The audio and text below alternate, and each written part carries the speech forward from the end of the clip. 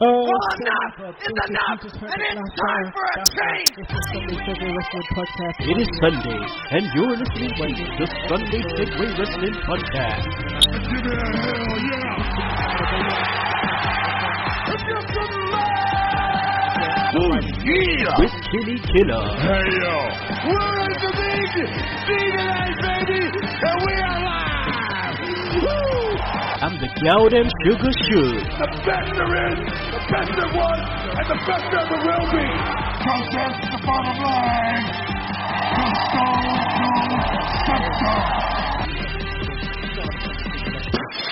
Surprises as you're going along. So, first of all, I'd like to welcome back, return to the show, Mr. Fame Black.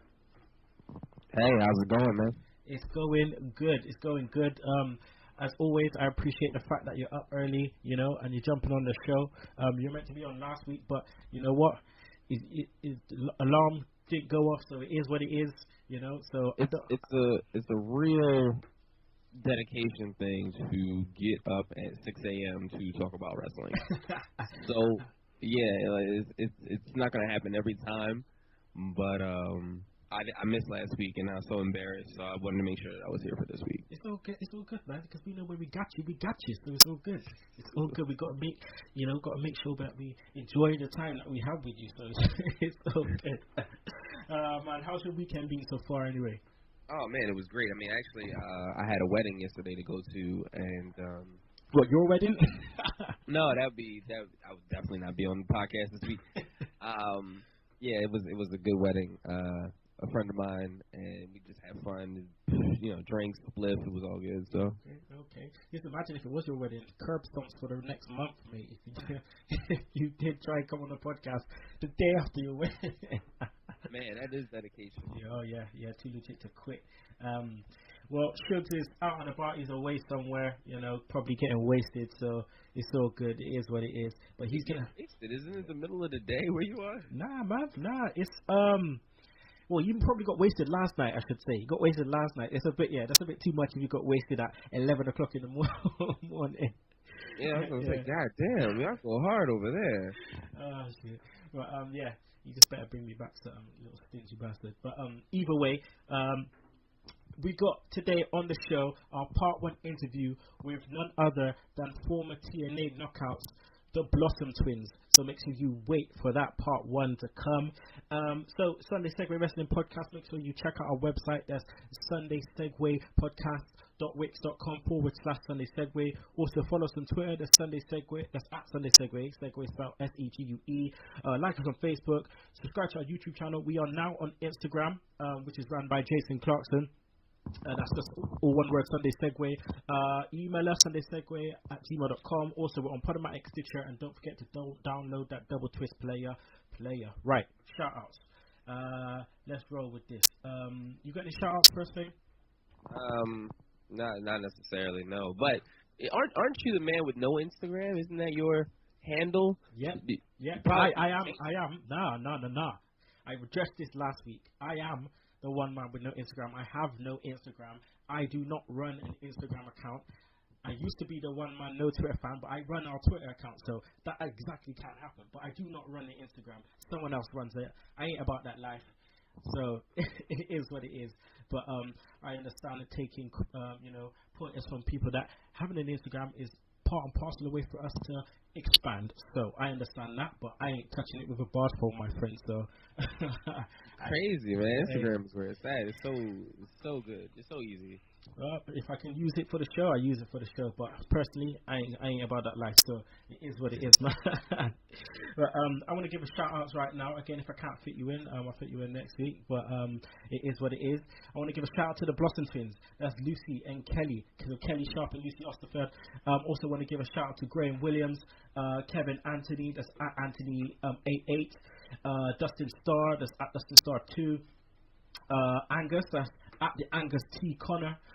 Dave Branfield, Justin Davis, welcoming back Mr. Brad Lafrette, also Alexander Hammerstone, is professional wrestler, and also Rebellion Wrestling, that's at RWR_wrestling. Again, if I missed you out, sorry about your damn luck, but I'll fit you in next week. I also want to give a shout out to our partners in crime. It is Max Wrestling Magazine, maxwrestling.wix.com/Max Wrestling. The new issue is going to be coming out soon. Also want to give a shout out to Offshoot Radio, the Pigeon Patrol out there doing their thing. You know who you are. So let's just get into Raw. We've got a lot to cover today. Right, so, babe, I mean, we opened Raw again with the Authority running down Ambrose. I thought Seth was great on the mic, but this segment I thought went really long. I mean, that's always like one of the main problems with Raw is like the formula is always the same. You know what I'm saying? It's always motherfucking 20-minute intro that like you don't really need. Just come out and just say, so all right, look, hey, matches are going down. Let's get started. Exactly. That happened like once. When was the last time we had just Raw start with a beatdown? Just Raw start as someone scrapping in the back, you know? Yeah, it's crazy, man. There's supposed to be a lot of animosity between, you know, like, especially like Dean Ambrose and Seth Rollins and the Authority, and it's like, all right, but they're all waiting for 8 o'clock to start in order to, you know, fuck that, son. Like, there were Attitude Era episodes, and even like episodes in like 2003, 2004 Raw, where shit would start off like, whoa, this shit is crazy. Like, they're actually fighting. Like, whoa, they can't even, you know what I mean? Like, shit happens, but no, it's always the new 20 minutes of like Authority, and then people come out like it's the same shit every week.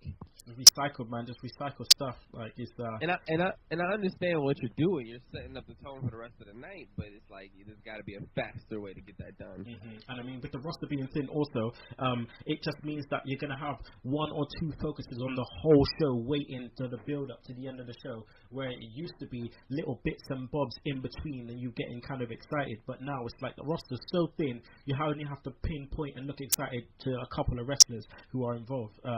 So yeah, it's a shame. I mean, so we get Ambrose versus Rollins at Elimination Chamber, but I have a feeling that Ambrose is kind of like just to fill a gap, and we probably won't stay on top. Well, it's too early for Seth Rollins to lose the belt anyway. So yeah, whoever's coming up against Seth for a while is going to be a filler. But do you feel he's still going to be? Do you feel Ambrose is still going to be in and thereabouts even after this pay-per-view? Yeah, because he's got a great reaction when they, you know, people voiced their opinion when there was a triple threat match between Rollins, Reigns, and Randy Orton. So people kind of was like, all right, hey, motherfucker, let's liven this up a bit. We already seen these people. And when Dean Ambrose got added to that match at Payback, the Fatal 4-Way, they really like turned on to him. So you could tell that Dean Ambrose is over. And I don't think WWE's dumb to it. I mean, you think about it, they put him on, you know, I mean, now he's going on a one-on-one, and he's like, you know, doing the whole bit, like old Stone Cold throwback, showing up back in his police outfit and shit. You know what I'm saying? Like, it's classic shit that works. I mean, that's some right-cycled shit that works. Oh, people yeah. still like that. And I thought it was funny, and it made me think of the Attitude Era. So it's cool. And I think that Dean Ambrose is the guy to do it. I think he's a real company guy. Like, he's already done WWE movie and stuff. So he's pretty much on. I think he's done all the right moves in his career to be there for a while and in the right place. Well, we've got Money in the Bank coming up next, and it must be a shoe-in that Ambrose must be involved in that. I don't know. We don't know. Oh, well, obviously they've already announced Reigns ahead of time, which is a bit. Well, in some ways it's a bit weird, but some ways it's maybe a little bit predictable. Them probably saying, "Oh, Reigns is probably going to be the one to win it, even though he doesn't really need it." But I mean, we'll get into Money in the Bank, a little bit later. But Reigns comes out, piss on the parade a bit. We get a holla holla holla tag team match player. What's your views on Reigns being kind of involved in this little angle between Ambrose and Rollins? I mean, Reigns is cool in the sense of being involved here because it makes sense. All right, he's Dean Ambrose's friend. All right, I mean, like, no matter, he says that no matter what, like, me and him are brothers. You know what I'm saying? The Fatal 4-Way, when they fought and they like, all right, come on, we took him out, we got to do this now. Like, the way that their relationship is, it makes perfect sense. And that's like the biggest problem a lot of smarks have with wrestling is that stuff doesn't make sense. So I feel like Roman Reigns being here makes a lot of sense because one, even though he keeps losing his own championship matches, he does get wins. He's still powerful. He's still like a contender for the title. Like, he's still up there Apparently he's at the back of the line now, but you know what I'm saying? Like, he's still kind of a star. Like, fuck what you say about him and the thing in the Royal Rumble. It's like, all right, cool, yeah, but the girls love him. Oh yeah, the girls go crazy. It reminds me of like when HBK was just started, and all you just hear before anything else was girl screams. Like, so right. he's got that down, which is good because he's gonna bring in that demographic. Yeah, and he's getting better with his promos. He's being more everything about Roman Reigns, I feel, has improved over the past few months, and I personally feel that that's because of all the pressure put onto him when he won the Royal Rumble and was headed to WrestleMania, and everybody was hating him. Yeah, I'm just waiting for a obviously it will come, but I'm just waiting for a notable feud. A long feud. Obviously, we got Ambrose and Rollins. That is something that can happen, 5 years down the line, and it's going to be a big deal. And they got, footage to go back to and blah blah blah. But I'm just still waiting for that one kind of,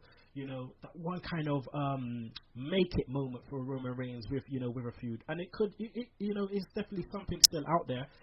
But we just have to wait and see. Yeah, no, you can't rush it. Well, hopefully WWE don't rush it and kind of just wait, hold themselves, even wait until there's more guys for him to face, i.e. Kevin Owens and so on and so on. But we'll get to him a little bit later also. But yeah, it's just interesting Reigns' position at the moment. I mean, same old shit anyway with the tag team match, what we always kind of see. Made sense for Ambrose, pinning Rollins by the backslide. But I just didn't get why he didn't kind of go after the contract at that point. And just a bit of maybe a failed attempt, you know what I mean? Rather than just kind of, okay, he wins the match and then we're just going to go straight to the main event where we know he's going to get it. Maybe throw in a little failed attempt, Right. Like, show the spirit of the game of him trying to get the contract and see what other ways he'll go about it all night. Yeah. I gotcha. Yeah. I mean, Ambrose after the thing saw his missus basically and was just like, he looked like he wanted to get on it, get his leg over straight away there, and then it made me laugh. When him and Renee was in the building, I was just like, wait a minute. Let's look at the eyes. Let's look at the chemistry. Let's see what's gonna go down. Right. He saw what he needed to saw, and he looked like he wanted to go in straight away. But you need to calm down, lunatic fringe. You have to wait till after the show, my friend. I didn't like that camera. Did you like the cameraman angle? I didn't really like it. All right, here's the thing about the cameraman angle is I was confused. I'm saying, like, the whole thing of it is that I could have bought into that camera. Like, here's the thing. While that was happening, all right, you have J&J Security, and they're talking with Dean, and they're fucking around with him, and the fight starts, whatever like that. And then the cameraman, you see the camera go forward, like, into Dean, and then Dean, you just see him hit whoever's behind the camera, and then you see the whole, like, another camera zoom out, and you see Dean Ambrose standing over the camera guy, and, like, feeling bad about himself, and the camera guy took one punch, and now he just can't get the fuck up ever. And I'm not saying that, wrestlers, like, he sold it well. I mean, it's whatever. But here's my thing, is that, and I hate to do this part because I hate being a smart, because, like, attitude era shit, JR would have been like, King, he just hit that cameraman. He can't do that. Like, I'm like, oh, now I understand what's happening. Now I understand why this is the problem.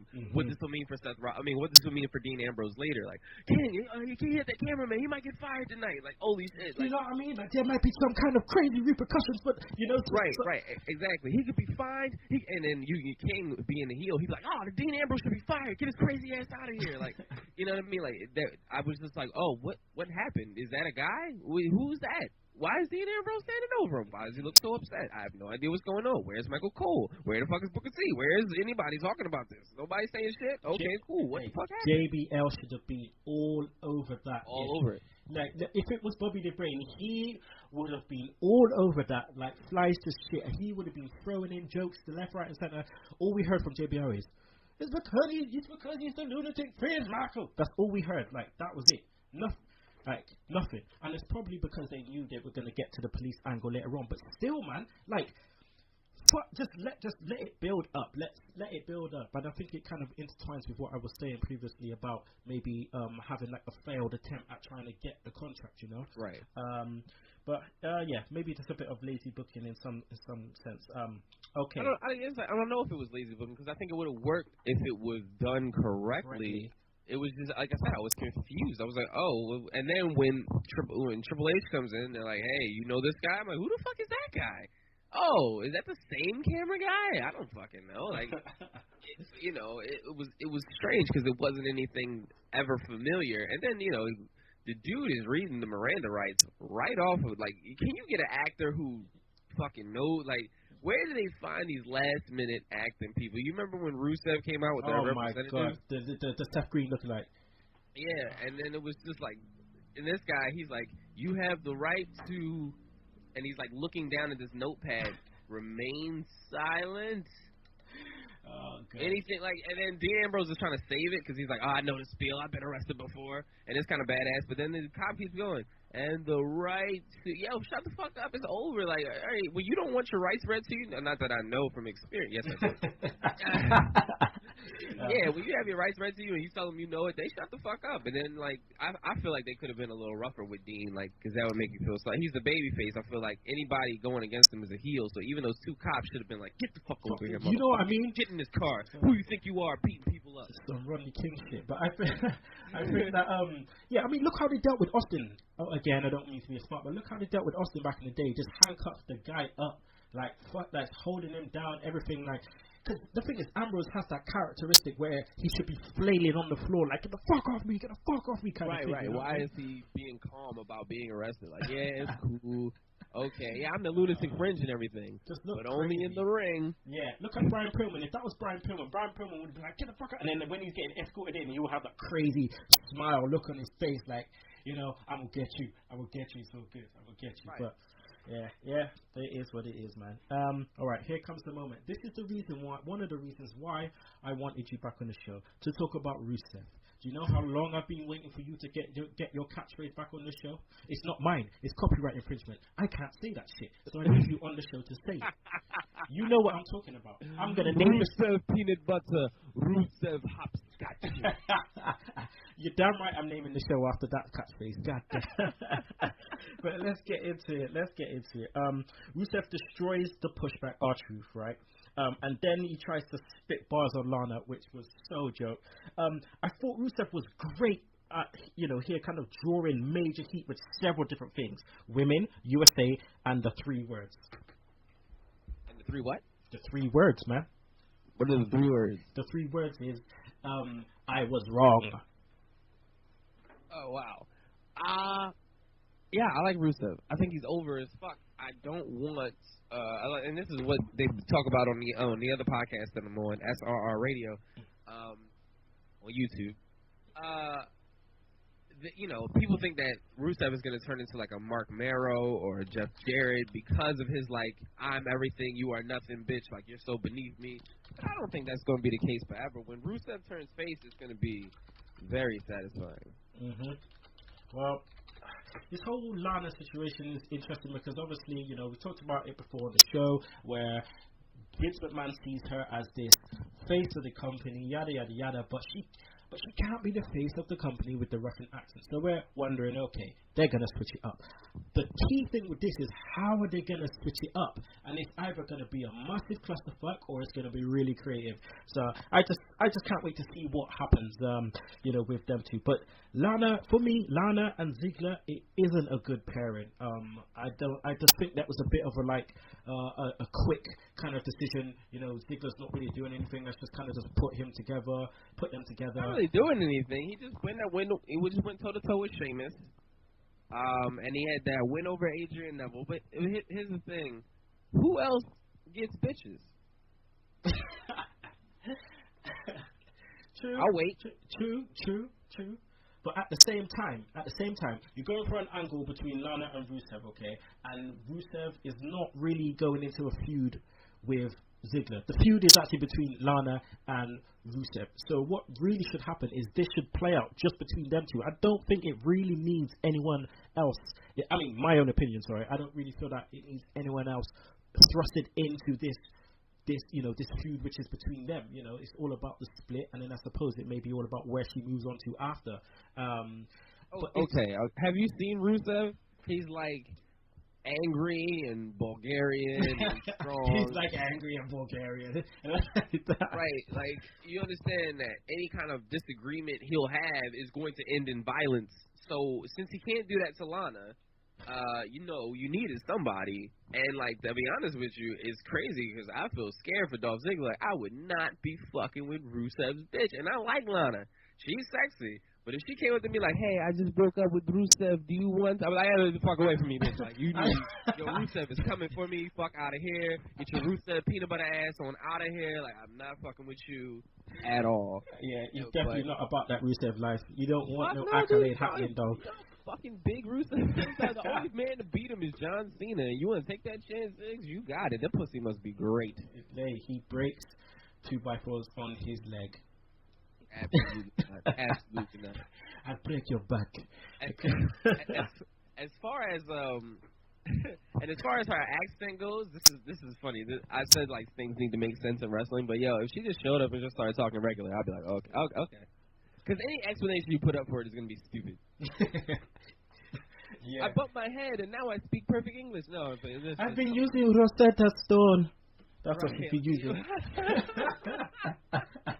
She's being on that Rosetta Stone shit. That's right. So like nothing you can do will make that okay. So like if we all remember Kofi Kingston. Oh my God, you're making me crazy.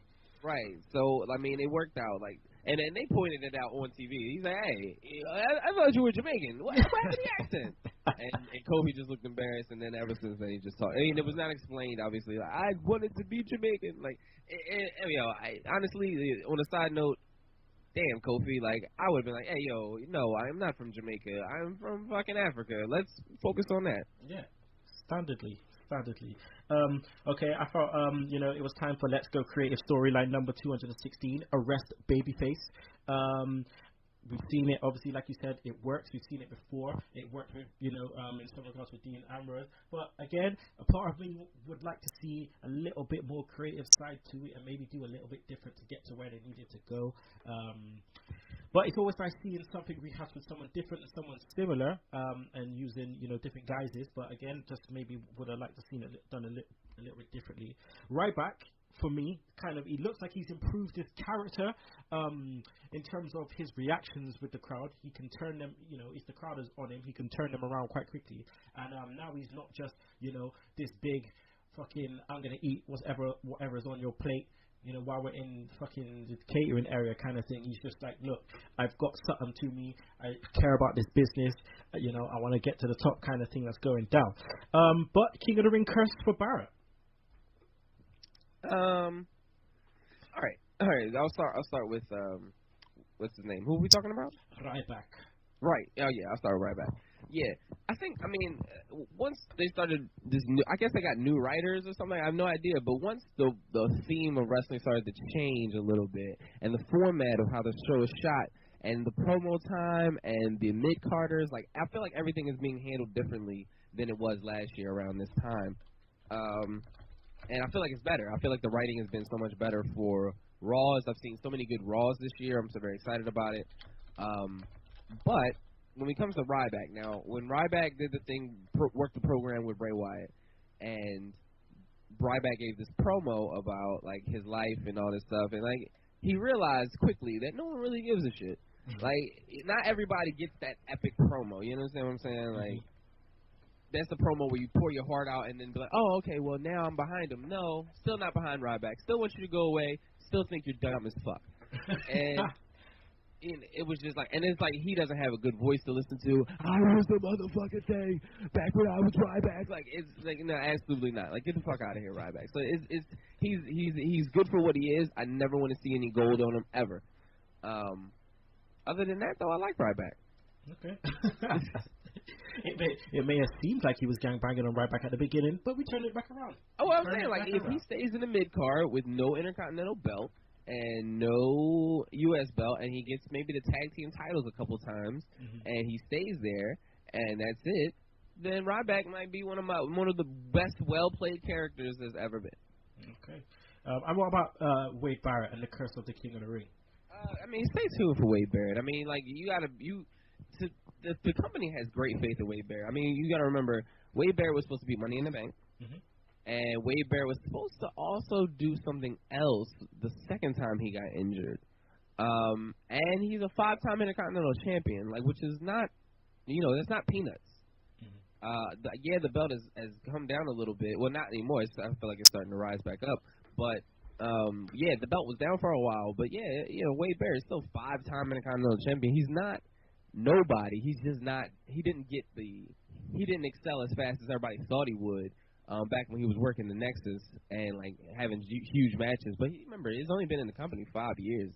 So, plenty of time. And I think they needed to give him something. I think, like, they were like, all right, look, hey, we took the strap off you. We're going to give you King of the Ring. But you got to, if they do it next year, it's going to take a while for King of the Ring to mean something. But you'll remember that Wade Barrett is one of the first of the reboot of King of the Ring. Yeah. So, like, I don't know how they just shut that down. Like, we've been running this tradition since 1988. Stop that shit immediately. First we'll start to space it out. You know how we do that shit every year? Now we'll just kind of like every other year, and then we'll do it when we remember. Yeah, once every 5 years. Hey, what was that idea you had? Wasn't there something called King of the Ring? Oh yeah, throw that shit back on the network immediately. I know the tournament used to take like 4 weeks. It was gonna take 2 nights. I don't have that kind of time. Do that shit in 2 days. Well, that's the thing, man. They may miss a trick because if you look how New Japan Pro Wrestling are doing it right now, especially with the New Japan Cup, where the winner of the New Japan Cup gets a choice to face either the IWGP champion, the Intercontinental champion, or the Neverweight champion, and then you get to face at the next pay-per-view or the next main pay-per-view, which was Invasion Attack. That was the bit, right? That was supposed to be like King of the Ring will always get a champion, like, or whatever it was. I remember specifically Brock Lesnar winning King of the Ring and then taking on The Rock. Like that's SummerSlam. That's the thing. That's what should go down. Winner of the King of the Ring should get a title shot at SummerSlam. I mean, it's a bit crazy because then you have the Money in the Bank briefcase in the mix also, which can be used anytime. You got loads of things that you can do with the King of the Ring. Can it be used at any time? I had no idea. Yeah, all right. All right. So Neville, he will now go to a feud with Bo Dallas. Do you think he'll be in the Money in the Bank match? Bo? Neville. Oh, Neville. Should. They got to have a spot monkey in it. He's incredible, man. That dude. I mean, I've seen him when NXT came to my city. Mm-hmm. That dude can fly. That dude be crazy, man. But I do think he should be in the match. If nothing else, then for the spots, I don't think he should win. Obviously, he's not ready. I mean, there's so much going on between Adrian Neville. Like I don't think anybody would buy him as WWE champion right now. So it's just not the time. But Sorry, you said he's got to definitely do the red arrow off the top of the ladder. Yeah, he can do. Oh man, you do. If he can fly on the regular turnbuckles, so I would love to see him on the ladder, get some more air, and see how incredible it could possibly look. So yeah, I think they've already mapped that out. Like, it's a ladder match. We're putting that small little flying motherfucker in there, since we don't have many of them anymore. Where's Rey Mysterio? Yeah. Right. So. Tired of seeing Ziggler versus Sheamus. See that shit all the time. Number 3097. But, just another recycled match. Lana comes out. Sheamus wins by Rusev distraction. Rusev fucks up Ziggler. Lana does fuck all. She just stands there like, come on, girl, man. I see you slap the guy in the face. Not once, but twice. You can't even slap the guy when he's giving Ziggler the accolade. Come on, man. Slap him in his chops, man. I told you that Ziggler did not want that problem. Man, come out. He left the ring and was just like, kiss him now. Yo, listen. Rusev is my hero, because if I found my bitch hanging out with another dude, that's how I would be. I'd be like, yo, listen, I'm going to fuck him up, and then I'm going to make you, like, yo, Rusev's my hero. He come out and he's just like, kiss him now, dick swinging. Just there, just like, what you gonna do now? What? Right. What you gonna do? I'm fucking Rusev, bitch. Like, I am the greatest. I'm fucking power. Russia. Love that shit. That's classic bad guy music right there. But I'm telling you, when he turns face, they're gonna love it. We're going to love some peanut butter. We all going to be playing hopscotch. That's what's the exactly. one. What's funny about that is, like, my fiance came up with that. She says it every time. So she came up with it? She did not. I didn't come up with it. Since she doesn't podcast, I took it, and I use it on every other show that I do, and I guest star and stuff. So, I think I used it on my own show a couple of times. I tell you what, which it's makes gold. sense. It is gold. I absolutely. You know what? After you came on the show last time, you were saying it. I don't know where I was. I think I was in a meeting at work. And it was an important meeting, and I just cracked up laughing. I was like, oh, shit, sorry. Because I just had it in my head. All I heard was Rusev peanut butter, Rusev hot scotch. And I just can't stop fucking saying it. And I can't say it on the show. We were just watching, and it was like, well, what does Rusev say there? And we just kind of try to fill in the blanks ourselves. And then peanut butter hopscotch became the... So she's into wrestling, yeah? She's into wrestling. Oh, yeah. My baby knows wrestling. Tie her down, dog. Better put a ring on that one. You did. Sorry. You did. Yes. United States Open Challenge. Cena, long promo. Insert fucking entourage. Zack Ryder, 360 splash, my friend. What the hell? Oh. Jeez, I thought this was okay. I thought, for what it was, I thought it was cool. Like, entourage were there. Somebody has to work with them. And like, it's not great when, like, those kind of guests come on. Like, it's just nothing that they can do because they're small and nobody, like, you know what I'm saying? Like, it's just, they're not going to get physically involved, so they're kind of cheap. So, I like the fact that they got behind Long Island IZ. I like the fact that they got behind Zack Ryder. I like the fact that it was a National Coliseum moment. I wished that Entourage had just completely helped Zack win the belt. That would, you know what? The roof would have gone crazy. Oh, yes. Right. I mean, but then it would have been like, all right, we're going to run with Zack Ryder now. Like, Cena's going to get a rematch. Entourage won't be there. Cena's kind of super Cena. Like, he's going to fuck Zack Ryder up. It wouldn't have been great. But yeah, so I like how the segment went as is because you know that it needed to be off. But I'm glad that they're using Zack Ryder for something. I'm glad he still has a job. I was a big fan of the series that he had. Oh, yeah. It's Long Island Stories. I was a fan from the first 3 episodes, and I watched, and then they gave him this push from all that, and I thought that all of that was really cool and really great, and I'm glad to see him in action. I don't think he's the best or anything, but I would have loved to see a longer U.S. title run. Not now because the title means a little bit more, but back then. Right, listen, man, they got history. You should be like, you stole my girl, man. You stole my girl. Like, he should have brought that shit back up to Cena. But for what it was, Cena, raised his hand, loving the title, showing that shit off, and then all of a sudden here comes Kevin Owens, pop-up power bomb to your dome, made another statement. Do you think we could have maybe had a different finish and maybe had Cena get some punches in before Owens then just basically fucked him up? And just to show that Kevin Owens can beat him up, even though Cena's got something for him. No, unnecessary.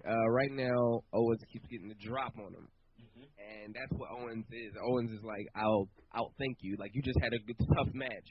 Now I'm coming for you. You don't know that I'm about to attack you. That was the week before. Now, like, I'm gonna hit you with this powerbomb as fast as I can. Like, I think it's brilliant. And I like the fact that Kevin Owens hasn't been touched. Like, because I'm very curious to see what John Cena will do to Owens when it's a match that he's aware of. Yeah, no, it definitely will be interesting to see what happens there. But Kevin Owens is kind of like a mic drop at the end of a sick bar. Like, he just, you know what? I don't have to say nothing else.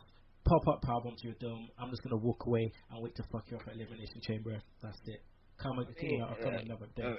But before I walk away and just wait for Elimination Chamber, I'm gonna stomp on your title while raising my own. Your bars don't mean shit, homie.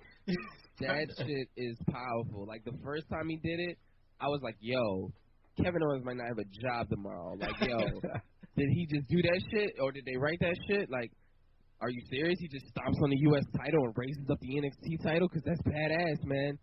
And then, like, the fact that he did it this week, I was like, oh, okay, well, now it's meant to be. Because they closed in, like, they zoomed in on the foot on the belt. Oh, yeah. So they were ready for that one. You see fucking shit breaking off the belt and shit. I was like, yo. Right, like, yo, I'm stomping this shit out of your title. Like, it's a real stomp. Like, I don't like your shit. My shit is better. And that's awesome. Yeah, I'm gonna shoot kick this belt. I don't think that match this Sunday is for the title. No, it's just champion versus champion. Okay. But which makes for a better match. Okay. Well, I mean, we're gonna do the predictions later anyway, so we'll talk about it then. Paige versus Tamina was all kinds of crazy. Shoot, sweet chin music, left, right, and center, sentons off the apron, but it was sloppy as fuck.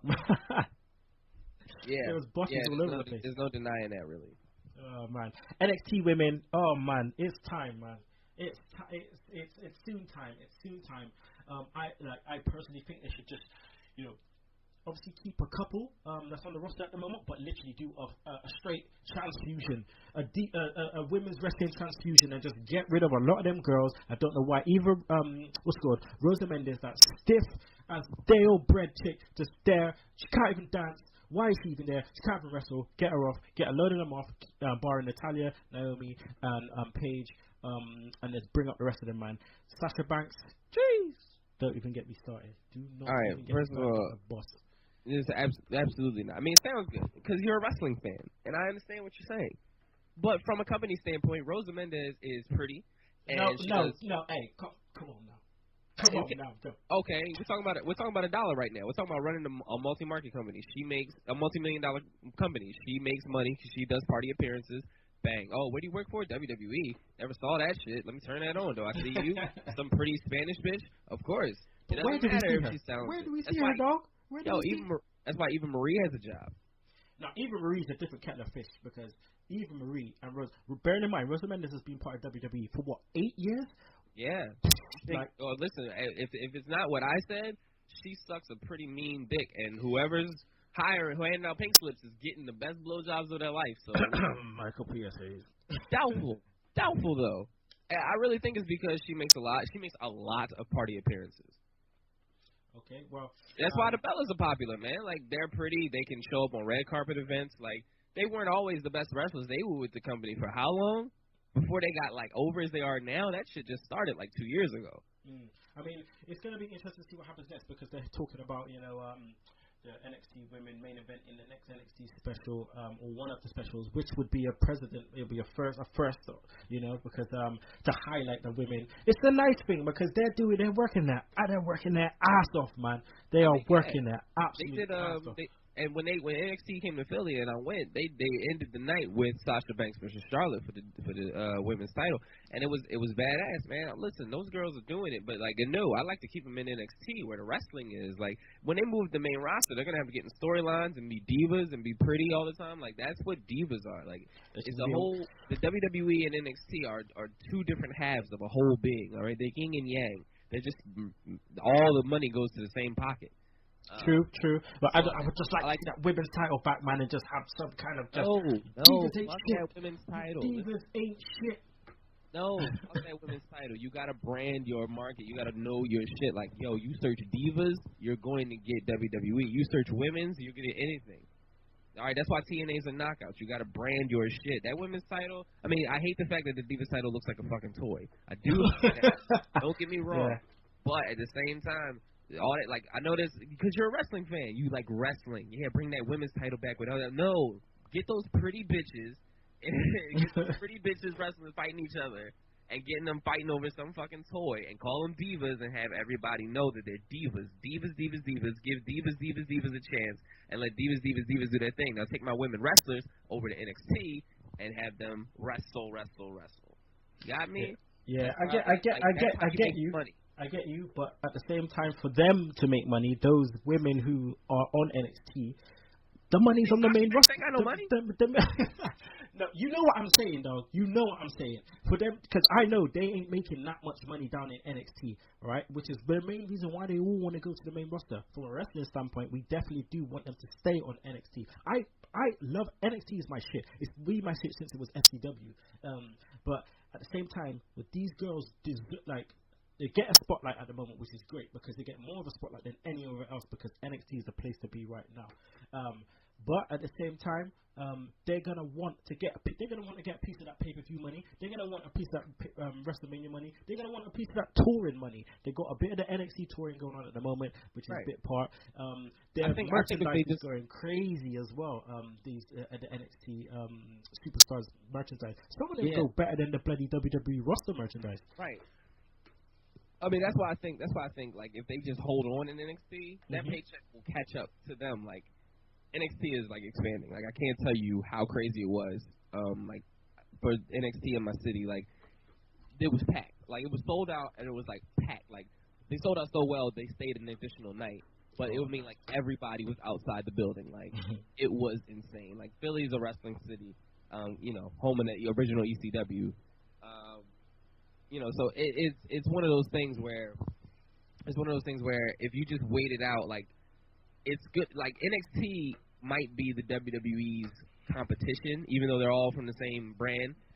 So it's like that's like if you want the alternative, you watch NXT because it has so many eyes on it. It's so popular. It's growing so fast. Like if you get the network, obviously you have NXT. So you watch both. You have one and the other. It feels good. You can watch all these pay-per-views and stuff like that. So eventually, and they're trying it now. They're trying it tonight. When you just have one pay-per-view. It's not a pay-per-view. It's an event exclusively on the network. And then when you see when the buyer rate, the subscriber rate starts growing because you can't see it on pay-per-view, you can't stream it no other way. You can only watch it on the network. That's when the money will come in for the NXT people. They're like, all right, these are the ratings for NXT, blah, blah, blah. This is your paycheck. Like, it's all going to even out. Preach, homie, preach. Oh, God. It's a brilliant business plan. It should not have, like, all the content and stuff that they're doing now and all the promotion that they're doing now, they should have been doing when the network started, and that's why they had a slow rise. That's why it took them almost a year to get to 1 million. But they did it. They did it indeed. They did it indeed. New Day. Love the New Day. Oh, my God. They've been great, man. They've been amazing. Oh, man, I just love the way how, you know, kind of Kofi, Biggie, and Xavier, how they work together. Xavier just works really well as a mouthpiece.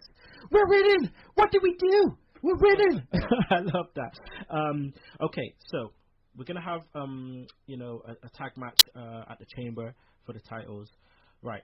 That's now, interesting. Like, yes. That's really great. I've never seen a tag. I mean, no one's ever seen a tag team elimination chamber match. Like, that's crazy. So it can kind of go one of two ways. It can either be fucking amazing or it can be a massive clusterfuck. Which way are you warming towards?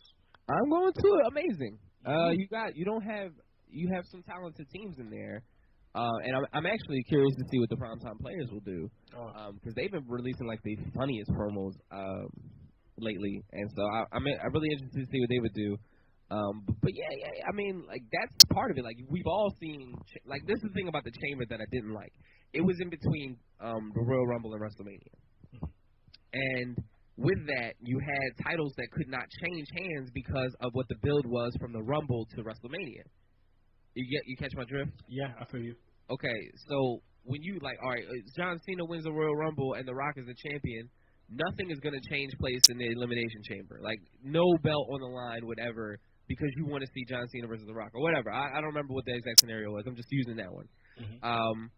But because it's set up at the Rumble, you have to have it at WrestleMania, so the Elimination Chamber changes nothing. And it's a shame because out of 1 in 6 chance in such a brutal match, you should never know who the winner is going to be. You should always be like, I have no fucking clue who's going to win this match. But putting it where it was, so I'm glad that they moved it. I'm a little upset that they put it in between, like, 2 pay-per-views. Like, 3 pay-per-views in 6 weeks? Calm down, WWE. Relax.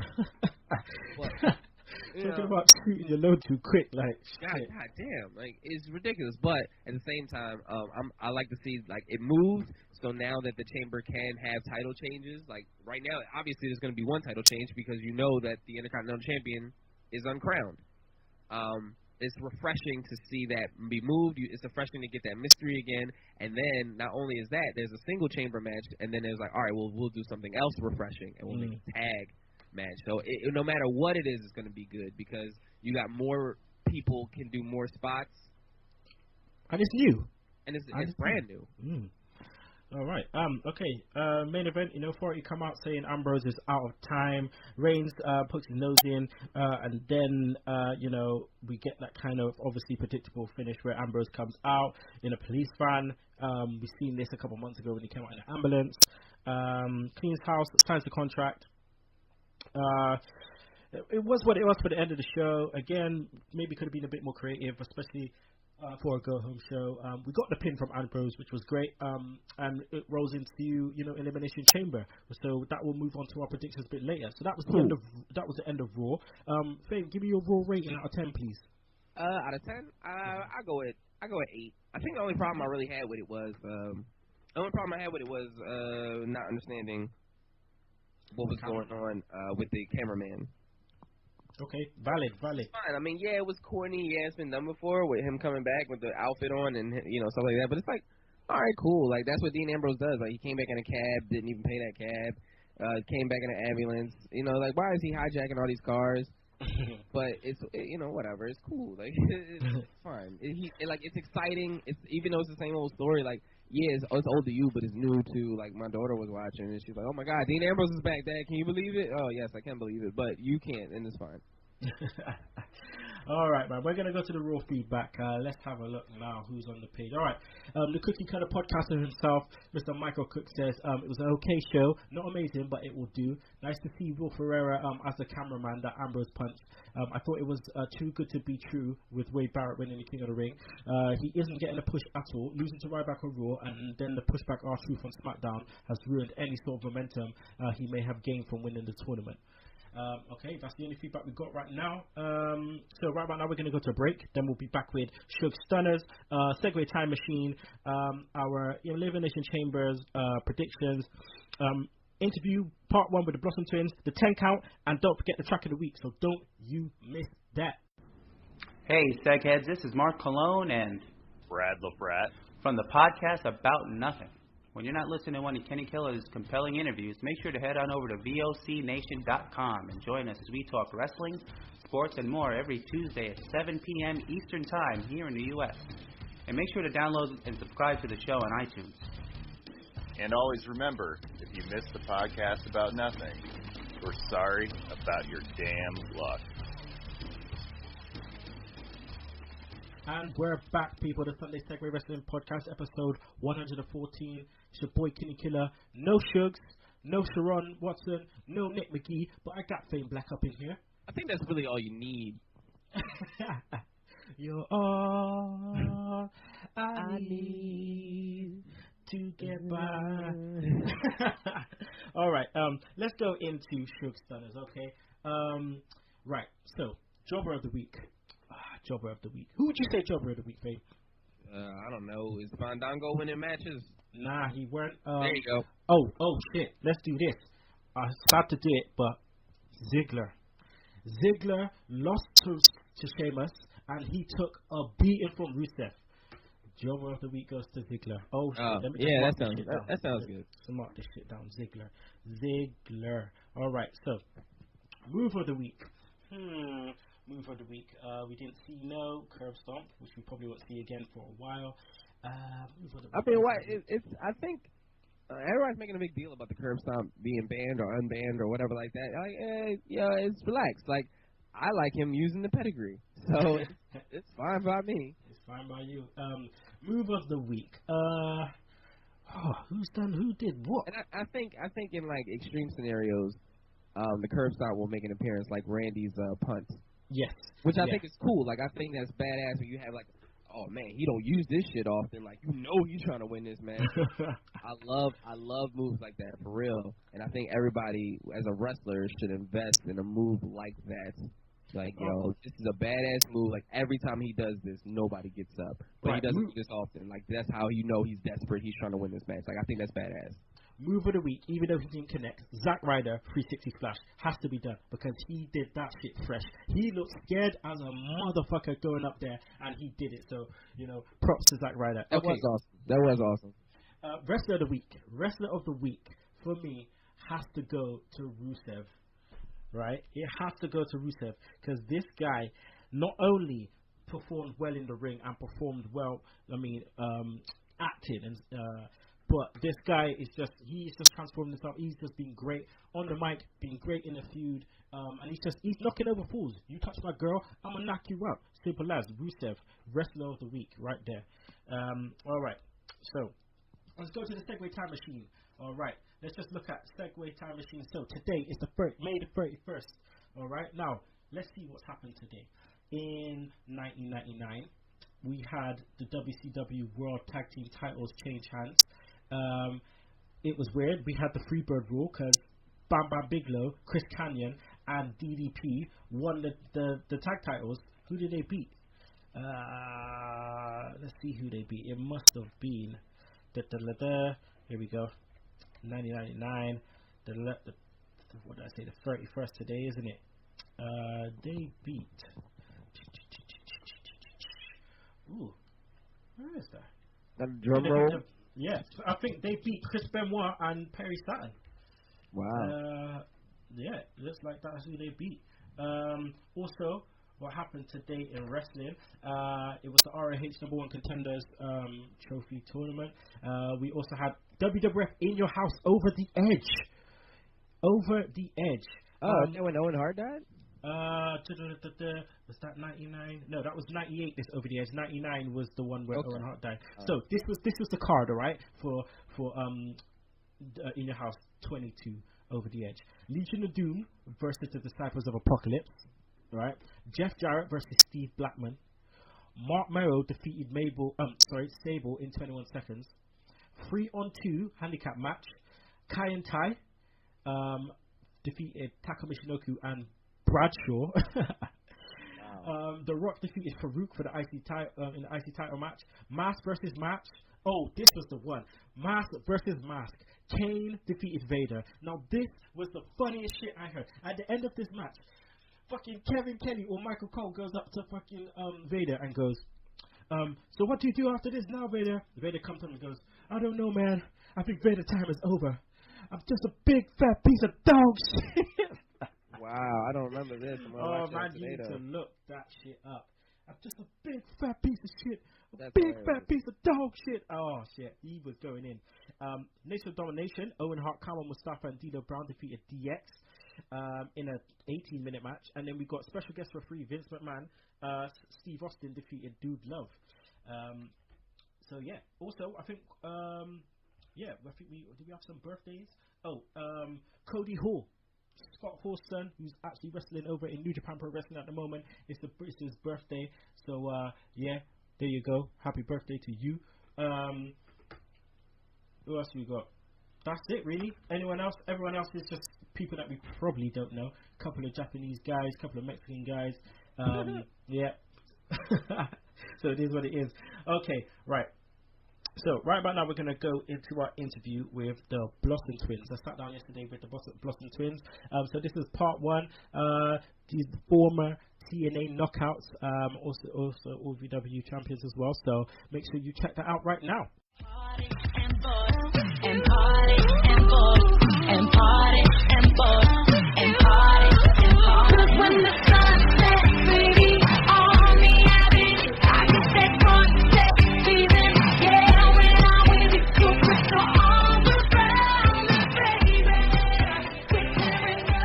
Hello everyone, all Segheads out there. This is your boy Kinny Killa, the Sunday Segue Wrestling Podcast. You know we try to bring you the best interviews as we can with the very best in professional wrestling, and we've done it again today. We have not one, but 2 wrestlers. That's right, they're twins. It's none other than, you may know them as Hannah and Holly, but they are also called Lucy and Kelly. It is the Blossom Twins. How you doing, ladies? Hi. That was a wonderful introduction. We got all excited then. Well, thank you. How are you? I am good. I am stoked. I just can't believe that you've given us the opportunity to do this with you today. So we're very happy. The listeners are very happy, and also the readers of Max Wrestling Magazine will also be happy too. So you're out in the States at the moment. A lot of people may think that you're back over here in the UK, but whereabouts are you guys living at the moment? We're still in Louisville, Kentucky. Still in good old Louisville. We've been here for 6 years, going on 7 years actually now. So it definitely is our home away from home. So still enjoying it, yeah. And what's the weather like out there at the moment? it's currently, I think we were just on the phone with our dad yesterday, and he said that it was having, in England, it was pouring down with rain, and then it would be sunny, and I was like, funnily enough, Dad, it's exactly the same in Louisville right now. It keeps going in and out. Yeah, it was raining, and then it's cloudy, and then it's sunny again, so summer's definitely not here yet. Okay, so it's not too much difference then from the UK then. That's all right. No, all right now. It reminds you of home. That's what you want, don't you? Yes. Oh, good. Okay, well, let's just delve straight into this then. So where did you guys grow up? Stockport. We grew up in Stockport. Greater Manchester. Greater Manchester, yes. Okay, great. Yeah, pretty much in Stockport. And we have Italian grandparents, and we're very much like, we love our, because if we go back home, we probably end up staying in Stockport. We always say that because we love it. Like, it's a very homely atmosphere of our Nana and Grandad around the corner. And, we wouldn't really want to delve anywhere else. Except maybe Italy. Yeah. And, like, go back to Italy and be, like, grow up with our kids, grow up in Italy or something. That'd be fun. Yeah. Okay, and was your household a wrestling household? You know, I don't know if you have any more siblings. Were they into wrestling also? We actually have a younger brother and a younger sister. Although we always laugh, our brother is about 6 foot something. He's huge, and so it always seems like he's our older brother to us. But no, we didn't actually grow up in a wrestling background. It was football. Yeah. Stockport County. No. United. Oh, that's even better. That is even better. Can't say anything else. Looking at me be disowned. But wrestling wasn't a part of like us growing up until we were 12, and our brother just happened to be watching it one Saturday, and we sat with him, and we kind of grew up like that. Anything he liked, we liked. Superman, cars, anything. And the same happened with wrestling, and he eventually went off it a little bit, and once we saw the Hardy Boys, we were pretty much hooked. Yes. Oh, wow. So was that your very first wrestling memory then, watching your brother watching it? Yeah, I think, it was, we grew up, I don't know how we came across Hulk Hogan. I don't know if it was his movies or something or other, but we always can remember knowing his name, and like, when you do your little doodles in high school and you're always writing stuff down, we had this strange obsession with like writing Jeff Hardy or like writing things on our notebooks, and we always wrote like Hulk Hogan. Well, we didn't watch much of him until like a lot later. We always knew who he was, so our first memory would be being at our Nana and Grandad, and it was not a wrestling household, but WCW happened to be on the TV, and we saw, I think it was Hulk Hogan ripping apart backstage as part of the NWO, and we watched it and went, oh my goodness, he's awesome. And then we remember going there every week trying to find this man again, like watching, and we'd sit there, no interest in practically anything else on the wrestling show, just watching it to go, why isn't he on it again? Where's he gone? And I remember seeing Rey Mysterio with his horns. Don't remember, again, not time frame, completely off, but I just remember watching going, there's this man, and we never saw him again. So it wasn't until years later that we were like, oh, that's who he properly is and what he does. Yeah. Oh, wow, what an introduction into professional wrestling, eh? I know. Just lucky it wasn't the time when Kevin Nash picked up Rey Mysterio and just started him into the production truck. That would have been. I think I remember hearing that too. But we officially got into it in 2000. So around, I think, No Mercy 2000. Okay. And it was kind of, I guess, the era for all the Hardys and Edge and Christian. Oh, that was a nice era. Yeah. That was a very nice era. So obviously you're wrestlers now, but did you want to be anything else? Oh, we've gone through the list. We've gone through it. I think until wrestling came along, we kind of went through every phase. So, of course, we wanted to be singers. We wanted to be skateboarders. We had a Hardy Boys skateboard at one point. Yeah, we went through a phase of being determined to get into the X Games one day. Oh, wow. We could barely ollie our curb outside. We tried, but we could never do it. I wanted to be a drummer, so I got a drum kit and had that for a while. We played guitar for a while. What else? I don't know. We went through. We've always kind of wanted to do the writing thing too. I think we love books from an early age. So like writers and having a book, we've always kind of dreamed of. And yes, we've done the band thing, the skateboard thing, maybe BMX. We wanted to do that for a little bit too. Yeah, that's true. And then wrestling and teachers. I guess we have to say teachers when we always love working with kids. Went to college and everything. That was something we always enjoyed doing. Mm-hmm. But yeah, once wrestling came along, we always say we never kind of talked to each other, but we just knew it was such a part of our lives that we just knew we were going to work into getting into that sort of thing. Okay, yeah, because it's very unique. I mean, obviously you're twins, and you know, some people may say, "Oh, didn't you want to do something separately?" And sometimes people think, "Oh, it's not very rare that people that twins do not go into the same thing," you know.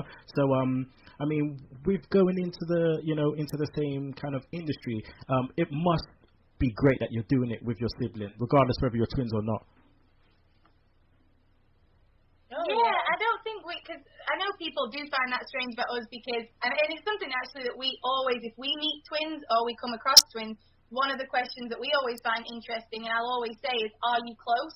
Because we've just grown up doing everything together. Like, we have different personalities and there are different things that we like as far as, you know, books or movies, whatever, but we've just always kind of followed the same career choices, and I don't know if it was ever, what's the word, like conscious, or we've always been so used to having each other by our sides. Just last year, Kelly went to Florida for 8 months, and this year? Oh no, last year. Kelly went to Florida, and it was a case of we thought, right, we're going to be independent, we're going to do this, you know, we're both married now, we kind of have to live separate lives, and it didn't work out. Like, it was awful, and like we did different stuff, and like that's when I set up the blog and everything, but we still dreamed, but it was a case of feeling like she wasn't with me. It just lost a lot of oomph. Like, it felt like I couldn't achieve certain dreams without her by my side. So I just always loved it. And funnily enough, even that you're saying about twins and just other siblings, even as we've grown up nowadays, we get more ambitious to do things with our little sister too, because she's clever. Yeah, she's hilarious and has her own like things that she's good at. So everything that we each do, we're very we motivate each other. So yeah, we're very family orientated with kind of dreams and what we want to do. Okay, so let's go back to the beginning of obviously, you know, getting into the wrestling industry. Who trained you?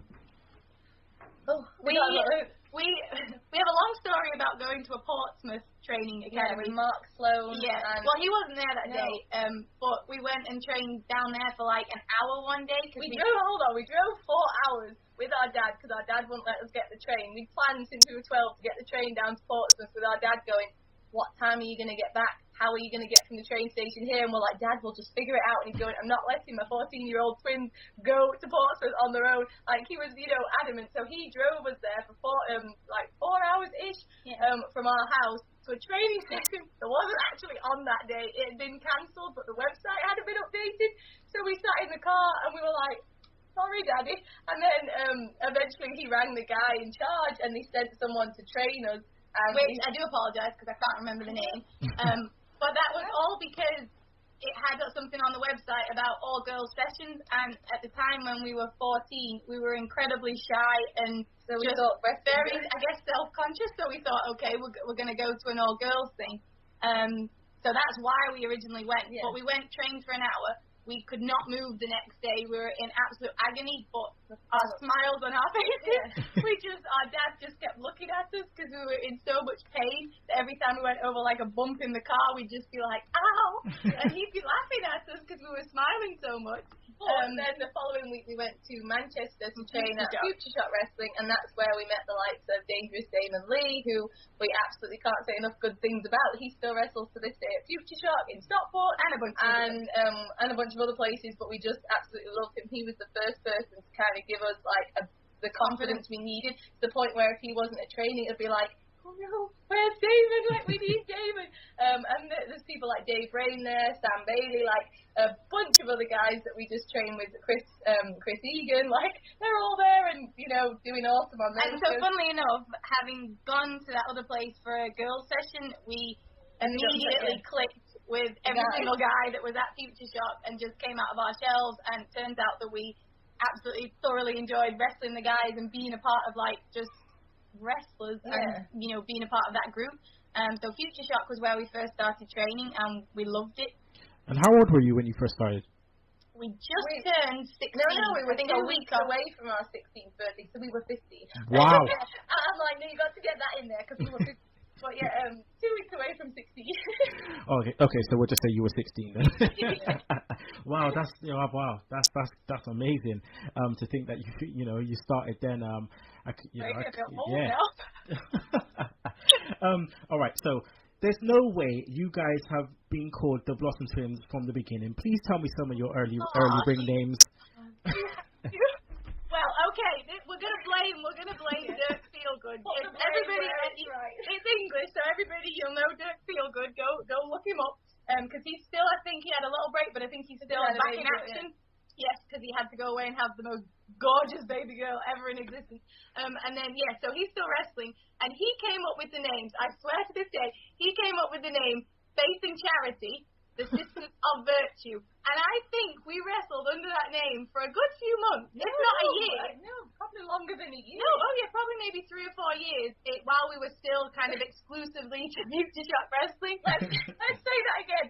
Faith and Charity, the Sisters of Virtue. Now, you probably think that was like some kind of, I don't know, church. It sounds to me like we sound like we were nuns. It sounds something like the Sisters of Virtue does not sound too bad if it was a heel gimmick. It doesn't sound that bad. But the first names. Yeah. Well, now we laugh, and plus add this into the fact that we had to do everything. Like, we were so determined to design our own wrestling gear, like, just do everything. So our first wrestling outfit, everybody laughs because we still look back, and our little sister's like, why were you wearing pajamas? We're like, they are not pajamas. But we were so determined to have, like, different colours and bright stuff. Our gear was pink and green, inverse. So I had, like, mostly green and pink. Kelly had pink and then little bits of green. And I think we ordered it, so where the exact, like, stripes of things were supposed to be, it didn't all fit and look quite right. So, I'm sure there'll be images out there. Yeah, we look like a mixture of Power Rangers in pajamas. Oh, wow. Segheads, make sure you go and look that up somewhere. I'm sure it'll be on YouTube. Not YouTube, maybe, but, like, Google. I don't know. Google comes up with some gems. You'll have a laugh if you go on Google. Just type in our names and you'll be cracking up for the rest of the afternoon. Wow. It's like, I don't think anyone can insult you when you have images on Google that we do. No. Oh, that's great. Okay, so any more names? No, I think no. I mean, when we moved to, like, not moved to, but like when we started training with SAS in London, with like Barry and Charming Don Charles and like Spud and Jack Storm and Dave, we kind of threw Morales, Mastiff, so we kind of threw a bunch of names and like had, like, I don't know, we came up with a bunch of flowers because Barry was very much like, think of things you like and characters and what represents cute and sweet, but I think we got to the Blossom Twins quite quickly then. It was Team Blossom at the beginning, and then it was like the Blossom Twins, and then we just kind of stuck with that. Yeah. Okay. Which we like, obviously. Now. I think we chose Hannah and Holly as well. Yeah. They were names that we liked, and then Barry was just like, they sound cute. They, it's perfect. So, yeah. Okay. Well, your first match experience. Okay. Do you remember who it was against? Yes. Our first match, and this is a good story because it's quite funny in itself, and it's one of those things where you go, it could only happen to me. We wrestled in the Future Shock Royal Rumble, so not a match, but like the first experience, and we were wrestling. Oh no, the guy was called, what's his last name? Jamie. I can't remember his last name, but Jamie, who used to play, that he was always 15, and he used to be the 15-year-old powerhouse. So we had this thing that I was going to be eliminated from this Royal Rumble with Jamie picking me up into, like, the gorilla press, and he was going to throw me onto Alex Cyanide. Bearing in mind that Jamie had just had a match before, and he borrowed my knee pads because he forgot his didn't have any. So it comes to him picking me up and throwing me out, and Alex caught me fair and square, but I fell and whacked my knee on the floor, and I hadn't had a chance to, like, swap over, like, get my knee pads back. So I laughed that it was Jamie who was wearing my knee pads as he threw me over the top. And I smacked my knee and it just ballooned. Like, just turning our knee injuries of wrestling.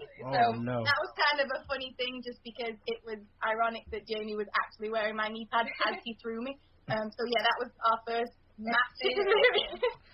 Very, very memorable. It must be. I couldn't walk for 2 weeks. I was like in absolute agony. Oh no! Well, I mean, you guys, you've done the circuits, you've done the English circuits, the British circuits. I mean, you've obviously started, with Future Shock. You've done Pro Wrestling Eve. You've done quite a bit of stuff all around the place. How important was it for you guys, obviously training and learning your trade, to be touring, all the British promotions? I think think it was incredibly important because it's like, I think the more knowledge you get from every place, even in a way if it's bad because when we came here, I think it was clear to people like Danny and like Rick Rogers Danny Davis, that we knew what we were doing, like we were, well, not knew what we were doing, but we were very capable. So when Rick was teaching us stuff, it's like we had the experience, so we could physically go, but then it was just a matter of putting character and psychology behind it. But there was a lot of stuff that Barry, Charming John Charles, like he would say a lot of stuff that when Rick kind of then started teaching us, it would all click into place. So I think even watching bad wrestling, learning from bad wrestling, good wrestling, everything, it teaches you so much, and it gives you kind of that unique style if you learn from so many different people. So I think it was great as well that when we came here, you obviously are taught by Rick Rogers, and he is our absolute favourite trainer to date, but at the same time, it was very cool for us when it came to putting matches together to have outside information, if that makes sense. Because then you're not just doing Rip stuff, you're not just kind of doing Rip style of wrestling, you're then doing stuff that Damon taught you, or like the British guys taught you, and it kind of, it puts it all together, you're more well-rounded and you know different styles, so I think it's very important. Okay. So let's go on to now to your journey to the States. So how did that approach come? We had a training session again at Future Shock a few years after we'd been there. We were doing SAS training at this point too, and Nick Dinsmore came to the Future. He was doing the Future Shock seminar. Wow. It was just basically a normal training class. He taught us a few things, spoke to us, he answered questions and all that kind of thing. And funnily enough, to go with our twin tuition or whatever you want to say, we both sat there going, please say something to us. In a weird way, it was the first time in our head. Out loud. But it was the first time, I guess, somebody we properly met and trained with that you wanted kind of some insight, because we always knew there was America, and we obviously watched Nick on TV, we've seen him on WWE, and that was the first person I think we met. All trained with specifically. So it was okay, he has to say something if we stand a chance at WWE and the big time and everything. So we sat there willing this in our heads and tried our absolute hardest. And funnily enough, after the class, he came over to us and he just said, "Have you ever thought about going to America?" So obviously we're both yes, of course. So he told us about OVW. Up until this point, we thought that was something you had to be invited to, because obviously we'd only heard about that through WWE training. And then when he said that, we were like, no, of course, we definitely would love to go there. So that was in a May, June of the year. A year, 2008. Okay. And by the time it got to August, we planned, we only went for a week, because again, we wanted to go on our own, and Dad always wanted to protect us, so he came with us for a week, and we trained 4 times, did 2 shows, and absolutely loved it. It was terrifying the first time you meet Rick Rogers, two little innocent, meeting Rick Rogers who swears every 5 seconds. It's it was very intimidating, and at that point there was a lot of big guys in class, it was intense. It was very intense Rick's classes, but we loved it. And then the following year, we said bye to our jobs at home. Sorry, to just put into perspective, we'd been training and working hard in England for 5 years, and when we got to Rick Rogers' class, we were nowhere near anything. We were dripping with sweat, having to keep up with all these guys, and it was getting thrown in the ring, and it was absolutely terrifying, and it really put into perspective how hard you have to work to make it. So then the following year we came back for 3 months and left our jobs. Left our jobs, and after that the rest was history. We kept coming back and forth. And there you have it, part 1. Make sure you come back next week to check out part 2, where these girls will be talking about why they left TNA and what they're doing, now, and what they're going to be doing in the future with their blogging and other businesses. So make sure you come back and check that out next week. That was an amazing interview. I mean, I really felt that's why I didn't say anything the whole time. I was just so stunned that they were even in the studio. It was crazy. I'm sorry I didn't say anything. I should have. Yeah, it's all good, man. It's all good. All right, so Elimination Chamber predictions, okay? Now, let's look at the card. All right. Sheamus versus Ryback versus R2 versus King Barrett versus Dolph Ziggler. Have they named a replacement for Rusev yet? There's a replacement for Rusev. Have they named him? I don't know. I don't think You don't know? Okay. Here's the thing. This is why I'm not I told you that I went to a wedding this weekend. There's been a lot of planning for it and things like that. So I did not get to make an Elimination Chamber prediction video. Yeah, I was waiting for that shit. Yeah. I'll probably make a video later today explaining there will be none, and then I'll just give my picks the regular way. Okay. But just and this is the first one in a year that I've missed. But it's just the schedule was hectic, and editing those videos takes a while. So I'm glad to actually just sit back and enjoy it. That means that I'm not all up to date on the card. Okay. So all right. So let's just that card. Okay. So second. Stuff get taken out of it. He's injured. He got injured on SmackDown. Yeah, they a photo surfaced with him in crutches and shit, man. Oh, so all right. So there might not be there might be a surprise comeback that night or tonight. Yeah, maybe. But who do you reckon is gonna take that down for the IC title? I think it should get on Barrett. Yeah, so do I. I think it should get on Barrett. It would definitely be him. Before Rusev was knocked out of it, my money would have been on him. But maybe if you want to please dumb fans, Ryback. I think it should be Barrett. I think it should be Barrett. I think it's going to be Ryback. Okay. Well, it's interesting. So you say Ryback. I say everybody else is kind of feuding with each other. You know what I mean? Everybody's kind of got a feel on each other. R-Truth has had matches with Barrett lately, and Sheamus has had matches with Ziggler lately, and all that comes into play. So they'll all have something to do later, as opposed to Ryback has really nothing going on. So him being the champion. That's where he would go. Okay. Cool. Daniel Bryan came back though. He's gonna be on the kickoff panel. To announce that he's the seventh man in the. Neville versus Bo Dallas. Who takes that down? The Neville. Neville. Yep, I say Neville too. If Neville doesn't take it, it's because Bo is the dirtiest player in the game. He's secretly Ric Flair. Right. Oh god. Nikki Bella versus Paige versus Naomi for the Divas title. Who takes that down?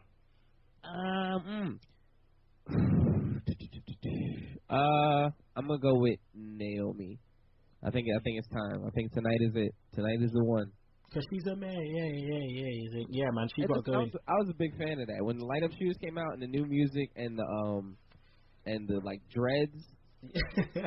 Well, they weren't dreads, but the long, the braids, because it kind of reminded me of Medusa, not the wrestler, the character. Yeah. And I thought it was badass. It's hard to change completely. But she's another one. They gave her an epic tell your life story promo, and hers wasn't very good either. But she has improved in the ring. I don't know why her finisher is throwing her butt in somebody's face.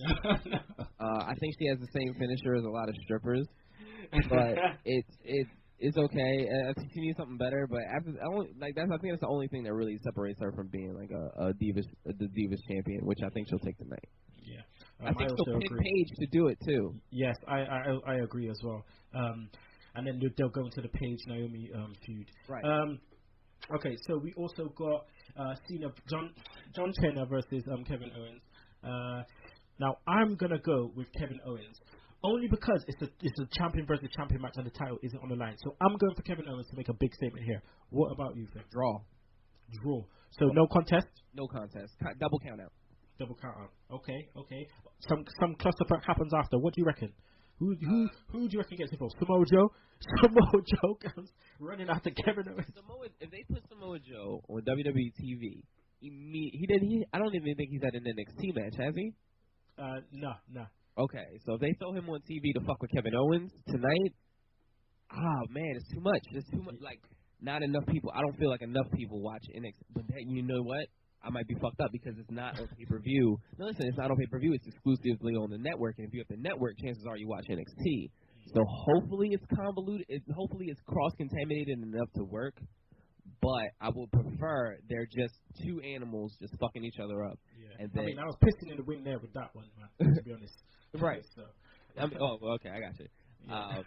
But these just two guys just going at it, and somebody gets rammed into a barricade, somebody goes to a table or a spear or a double thing, and just can't answer the 10 count.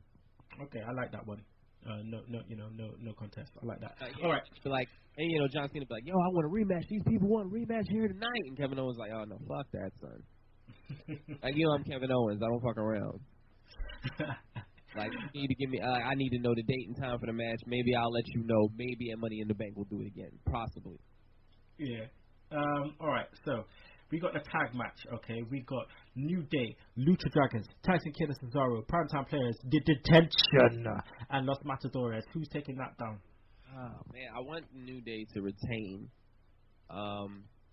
Because this is the thing. The thing I like about the New Day is that they brag about everything they do, and they cover up everything that they can't do. So, and like, that's the heel part of them. That's why people hate them. They're like, what? We rock. What did we do? We're not cheaters. We're champions. I love the when they had the belts and they said, we don't curse, we don't spit, and we don't complain. And then they say, all right, well, you got to defend the titles in Elimination Chamber. And, like, Big E spits the milk out, and then Kofi goes, what the hell? And then Xavier was like, no. Like, that shit is too much. So I want to see them retain. If you were going to throw the belts on new champions to make people pay attention to them, I would either just pick the Primetime Players or the Ascension. Mm-hmm. But I'm going to go with it should be the New Day, and I think it will be. The New Day, okay. I think it'll be the New Day as well. And that normal heel thing where they just make it out. They just make it out, you know. But it's going to take all three of them. Mm-hmm. Yeah. Okay, main event: Seth Rollins versus Dean Ambrose. Yeah, Seth Rollins, easy. That's it. I mean, it's nothing against Dean Ambrose. It's just like it's too. Seth only won the belt like 2 months ago, man. Like you gotta keep that in mind. It hasn't been that long, and like Dean Ambrose, like. You gotta really respect what they've done with these characters. The Shield have been relevant since they debuted. Mm-hmm. Like everybody's always cared about where the Shield has gone. So and then when they split up, people were like heartbroken. I know me personally, I was devastated. I was like total fucking like no Rollins. Like it was like raining outside. I didn't have a shirt on. Where's the shirt, dog? Where's the shirt? Right. But like it turns out it wasn't raining. It was just like a sprinkler system. Anyway, so and then like I marked out the hardest like just at the Fatal 4-Way when they did the triple powerbomb. Like back to old shit. I'm like whoa, is this Shield shit? And like I was like the biggest mark for that. So I like when the Shield members are going at it. I like the fact that even though it's Dean Ambrose versus Seth Rollins. And we just had that not too long, like in the late part of last year. It does not feel rehashed. It doesn't feel like earlier you said like, oh, Dolph Ziggler versus Sheamus, number 3,807. But like, yeah, this is Dean Ambrose versus Seth Rollins, number 800 million. Like, it doesn't feel like that. It feels brand new as a way of fresh air, and I really like that. And I hope Dean Ambrose sticks around main event for a while. I think he'll be in the Money in the Bank match. But even so, I just think he should hang around and do stuff. He's cool, man. Yeah, definitely. All right, so before we go into the 10 count, which Fame is going to run, I just want to give a quick shout out. I gave a shout out already to Angus T. Connor, but I just want to quickly give a quick shout out, quick plug to his ebook called Kayfabe. So make sure you go and check that out, please. You can go to his Twitter, and the link there is on his on the Amazon account. So make sure you go and check that out. It's called Kayfabe, the beginning guide to preparing.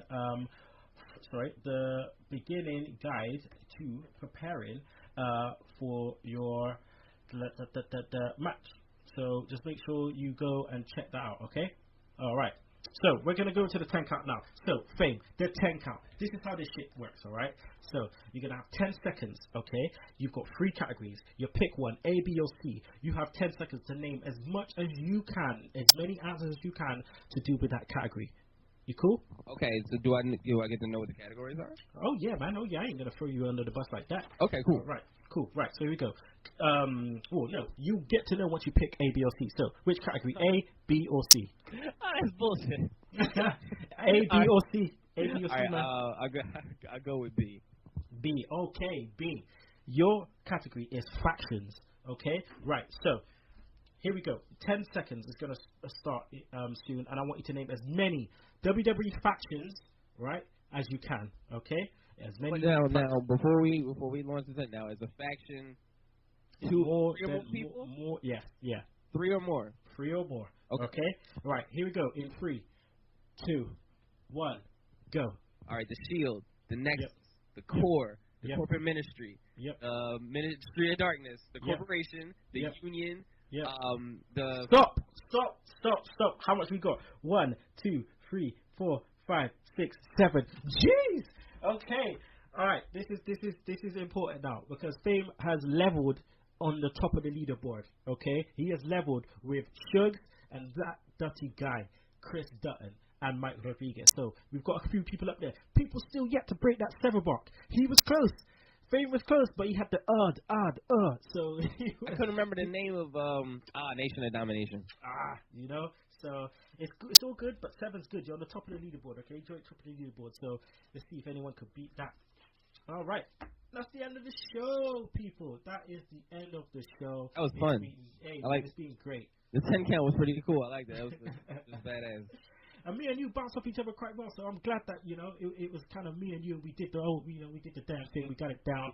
It's all good. I'm sure all the seconds out there is going to love this episode. So, I got to thank my brother, okay, Fame Black, for coming on the show. 6 a.m., too legit to quit. Dedication, hard work, dedication. There you go. Let the people know where they can find you on the Twitter, Facebook, YouTube, wherever they can find your stuff. I mean, Kenny, it's always a pleasure coming on the show, man. Like, it's ever since I started doing the podcast. I think you were like the first guest star role I did last year. Like, that was the one. Like in December of last year, the last Raw of the year, and you really got me into podcasting because you asked me to come in. I ain't never done it before, so that was cool. And man, we always had a great band. I think everybody kind of dropped out today because I missed last week and they wanted us to get that time in. So as far as finding me, basically any kind of social media, you can search Fame Black, FameBlack on it. I do the podcast. I do the NXT after show for SRR Radio, so you can search that on YouTube, SRR Radio. And your Facebook Fame Black, Twitter Fame Black, Instagram, Vine, Snapchat, YouTube, everything Fame Black. Okay, all right. So hopefully Shooks will be back next week. Better be back, you little son of a bitch. But track of the week this week is none other than Enzo and Big Cass. Your soft is thin, and if you don't like that, you can choke on that flat nuts. Woo! Man, those guys are awesome.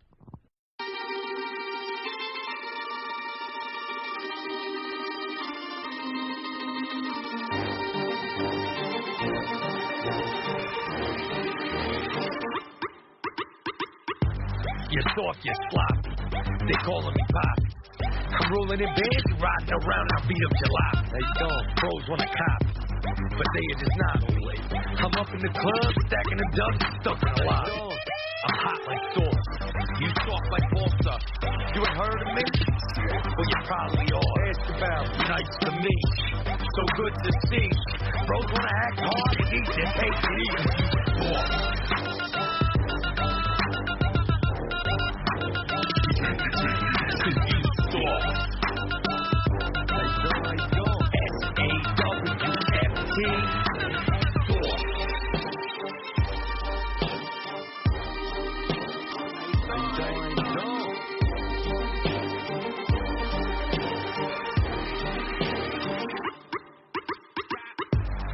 Good when I'm ready.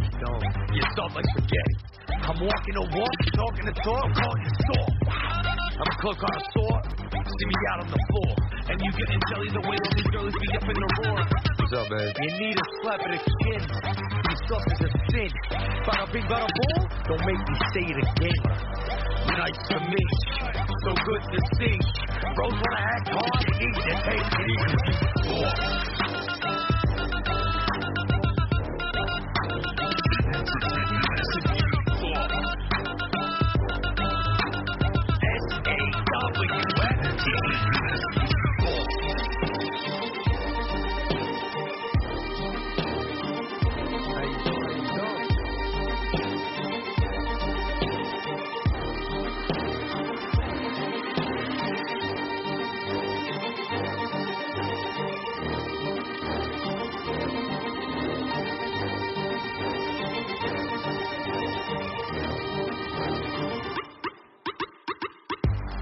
soft, you're sloppy.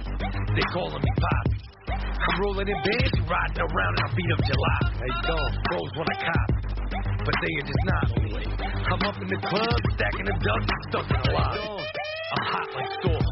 You soft like balsa. You ain't heard of me? Well, you probably are. Ask about. Nice to meet you. So good to see. Bros wanna act hard and eat this hate and eat.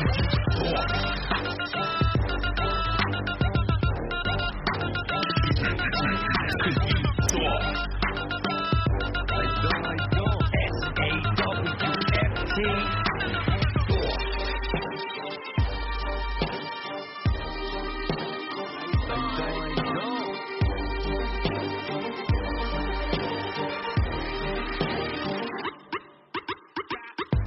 I look good when I'm ready. You're soft like spaghetti. I'm walking the walk, talking the talk, I'm calling you soft. I'm a cloak on a sword. See me out on the floor. And you getting jelly the way that these girls be up in the roar. What's up, babe? You need a slap of the skin. You soft as a sin. Bada bing, bada boom. Don't make me say it again. Nice to meet you. So good to see. Bros wanna act hard and eat this hate and eat.